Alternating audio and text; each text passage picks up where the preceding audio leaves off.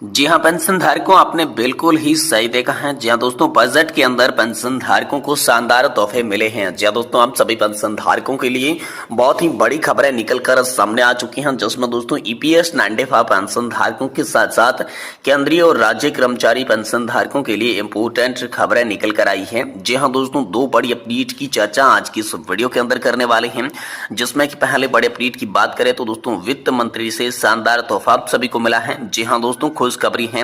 अंतिम वार्षिक का 50% पेंशन के साथ साथ डीए मिलेगा। कमेटी की रिपोर्ट पेश हो चुकी है और बजट में वित्त मंत्री से बड़ा ऐलान जारी कर दिया जा चुका है। तो आखिरकार दोस्तों 50% पेंशन के साथ साथ डीए का ऐलान किया हुआ है। वित्त मंत्री ने बजट को लेकर क्या बड़ा ऐलान किया, इसके बारे में दोस्तों आज की इस वीडियो के अंदर बात की जाएगी। साथ ही साथ ईपीएस 95 पेंशन भोगियों के लिए अच्छी खबर है। ईपीएस 95 पेंशन भोगियों की पेंशन 7500 प्लस है। डीए को लेकर खुशखबरी आई है। बजट में इसको लेकर बड़ी घोषणा हो सकती है। इसके बारे में भी दोस्तों आज की इस वीडियो के अंदर बात करेंगे। यानी कि दोस्तों दोनों बड़ी खबरों की चर्चा इस वीडियो के अंदर करने वाली है। वहीं दोस्तों ईपीएस 95 पेंशन में बढ़ोतरी, बजट में पेंशन भोगियों के अधिकार और न्याय की लड़ाई की होगी जीत। जी हाँ दोस्तों, आखिरकार तो बजट के अंदर पेंशन भोगियों की न्याय की जो लड़ाई है उसकी जीत कैसे होने वाली है, इसके बारे में भी आप सभी को आज की इस वीडियो के माध्यम से अपडेट देने वाले हैं। तो चलिए दोस्तों, आपकी इस वीडियो को शुरुआत करते हैं और पूरी जानकारी आपको स्टेप बाय स्टेप इस वीडियो के माध्यम से दे देते हैं। लेकिन इससे पहले आप सभी से निवेदन करना चाहेंगे कि अगर आप हमारे चैनल पर नए हैं तो दोस्तों चैनल को सब्सक्राइब कर दें और वीडियो को लाइक जरूर करें। तो चलिए दोस्तों, बिना किसी देरी के पहली बड़ी खबर की ओर चलते हैं। तो ईपीएस 95 पेंशन में बढ़ोतरी, बजट में पेंशन भोगियों की अधिकार और न्याय की लड़ाई की होगी जीत। जी हाँ दोस्तों, ईपीएस 95 पेंशन भोगियों की बढ़ोतरी करना सरकार की नैतिक जिम्मेदारी ही नहीं बल्कि सामाजिक जिम्मेदारी भी है। पेंशनर्स को सम्मान मिलना चाहिए, जिन्हें अपने जीवन में सुनहरे दिनों में विभिन्न संगठनों के महत्वपूर्ण योगदान दिया। सभी राजनीतिक दलों को इस मामले में एकजुट होकर नैतिक समर्थन देना चाहिए ताकि पेंशनर्स को उनका हक मिल सके और वे समाज में गरीबापूर्ण जीवन जी सके।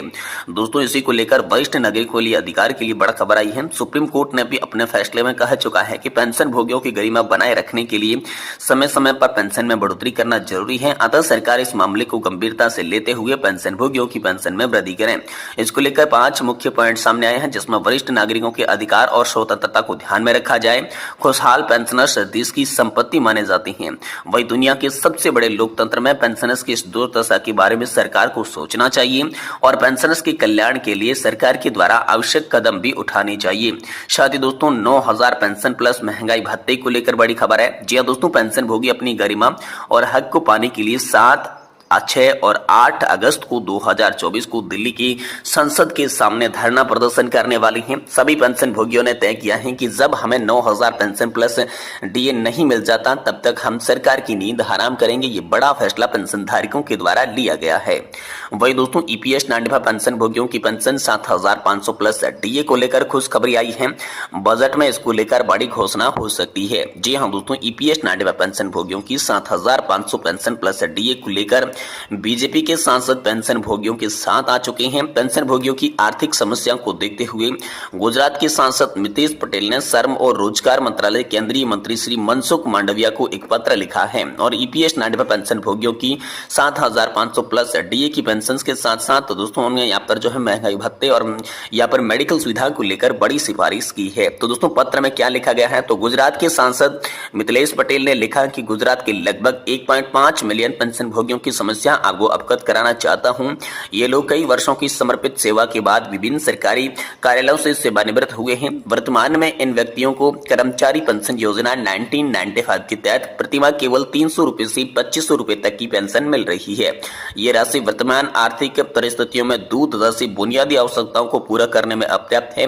पेंशन भोगियों ने अपनी मासिक पेंशन को कम करने या 7500 रुपए किए जाने की मांग की। इसी के साथ वे महंगाई भत्ता यानी कि डीए और चिकित्सा भत्ता और अन्य सुविधा भी चाहते हैं। यह अनुरोध 7 साल पहले गुजरात से सेवानिवृत्त वृद्ध पेंशन भोगी के संघ समन्वय समिति के राष्ट्रीय अध्यक्ष श्री राउत के साथ एक बैठक के दौरान विचाराधीन था, लेकिन इस मामले पर अब कोई भी प्रगति नहीं हुई है। मिथिलेश पटेल ने लिखा कि वर्तमान पेंशन की राशि पेंशन भोगियों की बुनियादी जरूरतें भी पूरी नहीं कर पा रही है। मौजूद महंगाई के दौर में 300 रुपए से 2500 रुपए की प्रतिमाह की पेंशन से दवाइयां, खाने पीने की वस्तुएं और अन्य खर्चे नहीं उठाई जा सकते। इसी वरिष्ठ नागरिकों की आर्थिक कठिनाइयों का सामना करना पड़ रहा है।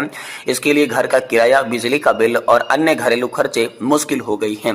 अधिकांश पेंशनभोगी वृद्धावस्था में विभिन्न स्वास्थ्य समस्याओं से जूझ रहे हैं। इन समस्याओं का सामना करने के लिए उचित चिकित्सा सुविधाओं तथा भत्तों की आवश्यकता है। वर्तमान पेंशन की राशि चिकित्सा खर्चों को कवर करने में असमर्थ है, जिससे उनकी सेहत पर बुरा असर पड़ रहा है। कई पेंशनभोगियों को दवाइयां और नियमित स्वास्थ्य जांच की जरूरत है, जो कि अपने वर्तमान पेंशन से नहीं करवा पा रही हैं। वहीं दोस्तों, आर्थिक तंगी और स्वास्थ्य समस्याओं की इन परेशानियों को पेंशन धारकों को जीवन में सामाजिक और मानसिक प्रभाव भी पड़ता है।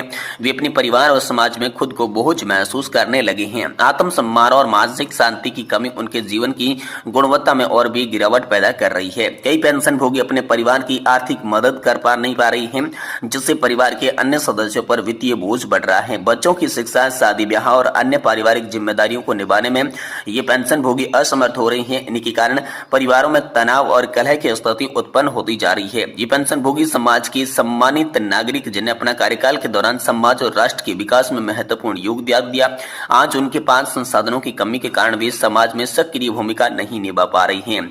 वही दोस्तों, गुजरात के इन वरिष्ठ नागरिकों को अपनी जीवन की महत्वपूर्ण समस्या सरकार की सेवा में व्यतीत किया है।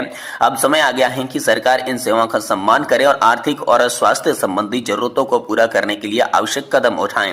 पेंशन की राशि को बढ़ाकर 7,500 रुपए करना, महंगाई भत्ता, चिकित्सा सुविधाएं प्रदान करना सरकार की जिम्मेदारी है, ताकि इन पेंशन भोगियों का जीवन सम्मान पूर्वक बीत सके। ये दोस्तों बड़ी मांग आप सभी के लिए हाल फिलहाल में निकलकर सामने आई है। वहीं दोस्तों, आप सभी के लिए बड़ी खुशखबरी है। अंतिम बेसिक का 50% पेंशन प्लस डीए मिलेगा। कमेटी की रिपोर्ट पेश हो चुकी है। बजट में वित्त मंत्री से बड़ा ऐलान होने वाला है। जी हां दोस्तों, पुरानी पेंशन बहाली को लेकर बहुत ही बड़ी खबर आ चुकी है। आपकी जानकारी के लिए बता दूं कि केंद्र सरकार के अंतर्गत 1 जनवरी 2004 के बाद जिन कर्मचारियों की भर्ती हुई, तो ऐसे कर्मचारियों को नई पेंशन योजना के अंतर्गत पेंशन दिया जाता है। नई पेंशन योजना में पेंशन केवल नाम मात्र की मिलती है। कर्मचारी लंबे समय से नई पेंशन योजना का विरोध कर रही थी और इनके लिए कई बार धरना प्रदर्शन भी यहाँ पर किया गया। कर्मचारियों की एक मांग थी कि नई पेंशन योजना बंद करके पुरानी पेंशन योजना को फिर से बहाल किया जाए। कर्नाटक और हिमाचल प्रदेश विधानसभा चुनाव में मिली हार के बाद भाजपा सरकार सत्ता में आ चुकी है और कर्मचारियों की इस मांग के ऊपर विचार करने के लिए मजबूर हो चुकी है। हिमाचल प्रदेश में मिली हार के बाद हिमाचल भाजपा के पूर्व मुख्यमंत्री खुले तौर पर ये मान रहे हैं कि इस हार का कारण कर्मचारियों की नाराजगी है।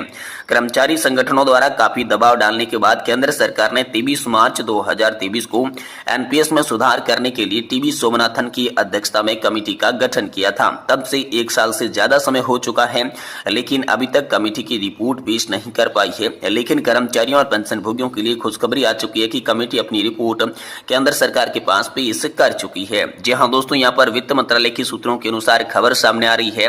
टीवी सोमनाथन की अध्यक्षता में जो कमेटी बनाई गई थी, उस कमेटी की पूरी रिपोर्ट तैयार करने के बाद केंद्र सरकार को सौंप दी गई है। वित्त मंत्री निर्मला सीतारमण बजट में इसको लेकर घोषणा करेगी। फिलहाल बजट से पहले कर्मचारी यूनियन के साथ मीटिंग बुलाई गई थी। इस मीटिंग में कर्मचारी यूनियन इसके बारे में अवगत करवा दिया गया है। आपकी जानकारी के लिए बता दूं कि सूत्रों के हवाले से खबर आ रही है कि कर्मचारियों ने जो रिपोर्ट पेश की है, कमेटी ने जो रिपोर्ट पेश की है, उसके अनुसार कर्मचारियों की अंतिम वार्षिक वेतन का 50% पेंशन प्लस डीए मिलना तय है। टीवी सोमनाथन की अध्यक्षता में जो कमेटी बनाई गई थी, उस कमेटी में सभी बातों को ध्यान में रखते हुए कर्मचारियों की अंतिम वार्षिक वेतन का 50% पेंशन की मंजूरी दे दी गई है। मान लीजिए किसी कर्मचारी का रिटायरमेंट के समय बेसिक पे 70,000 रुपए है, तो उनकी बेसिक पेंशन 35,000 रुपए होगी। रिटायरमेंट के बाद 35,000 रुपए हर महीने उन्हें पेंशन दी जाएगी। इसी के साथ साथ इसके ऊपर महंगाई भत्ते का भुगतान दोस्तों हम सभी को किया जाएगा।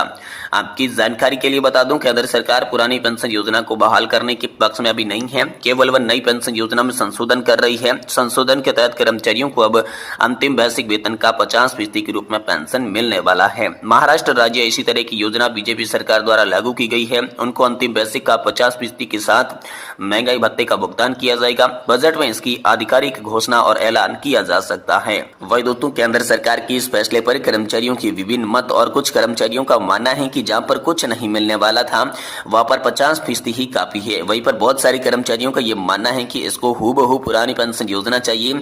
इस पर दोस्तों एनएमओपीएस के राष्ट्रीय अध्यक्ष विजय कुमार बंधु ने कहा कि उनको पुरानी पेंशन के अलावा कुछ भी मंजूर नहीं है। उन्होंने कहा कि इतने बड़े बड़े आंदोलन और इतना संघर्ष एनसीएस या एनपीएस के संशोधन के लिए नहीं किया गया था। हूबहू पुरानी पेंशन चाहिए। जो संशोधन की बात करे वह अपना दुश्मन नंबर 1 है, वह चाहे कर्मचारी नेता हो या फिर सरकार। ये दोस्तों एनएमओपीएस के राष्ट्रीय अध्यक्ष विजय कुमार बंधु का सभी पेंशन धारकों के लिए बड़ा ऐलान, यहाँ पर बड़ा संदेश निकल कर आ चुका है। यानी कि दोस्तों अब बजट के अंदर आप सभी के लिए एनपीएस के अंदर सुधार के लिए जो टीबी सोमनाथन की कमेटी बनाई गई थी उसमें रिपोर्ट पेश कर दिया और रिपोर्ट में 50% पेंशन के साथ साथ आप सभी को डीए मिलेगा, ऐसा दोस्तों कहा जा रहा है, जो कि बजट के अंदर जल्द ही आप सभी के लिए लागू हो सकता है। वही दोस्तों यहाँ पर लगातार कर्मचारियों की यहाँ पर जो है पेंशन धारकों की पेंशन 7500 प्लस डीए करने को लेकर बातें हो रही थी। तो इस बीच गुजरात के सांसद मिथिलेश पटेल ने भी श्रम और रोजगार मंत्रालय से बातचीत में एक बड़ा पत्र लिखा है जिसमें पेंशन धारकों की दुर्दशा के बारे में बात की गई है और ईपीएस नांडेपा पेंशन भोगी अधिकार और न्याय की लड़ाई की जीत होने वाली है। ऐसी उम्मीद दोस्तों हाल फिलहाल में आप सभी पेंशन धारकों के लिए जताई जा रही है।